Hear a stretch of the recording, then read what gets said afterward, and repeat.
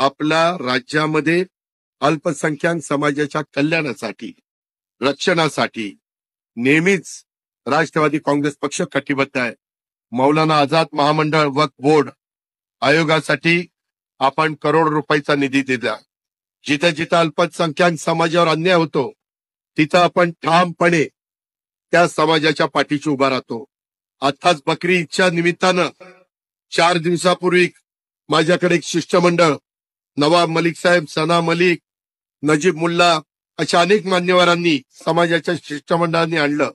आणि ते आल्यानंतर मी ताबडतोब डीजीपीला महाराष्ट्राकरता आणि मुंबई करता सीपीला आणि तिथल्या आयुक्तांना फोन करून त्या समस्या सोडवण्याला सांगितलं. त्याचबरोबर काही दिवसापूर्वी मीरा भाईंदरमध्ये देखील काही संघटनांनी 6 महिन्यापूर्वी अशांतता पसरवण्याचा प्रयत्न केला. त्यावेळी सुद्धा आसिफ शेख आणि काही सहकारी आले. समाजाच्या पदाधिकाऱ्यांना त्याच्यातनं आपण धीर दिला. डीजीपी सीपी यांना फोन करून मीरा भाईंदरमध्ये कायदा सुव्यवस्था व शांतता अबाधित राखण्याच्या सूचना आपण दिल्या.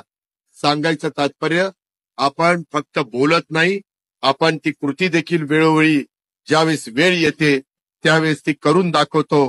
ही पण गोष्ट आपण शेवटच्या माणसापर्यंत पोहोचवण्याचं काम या निमित्तानं केलं पाहिजे.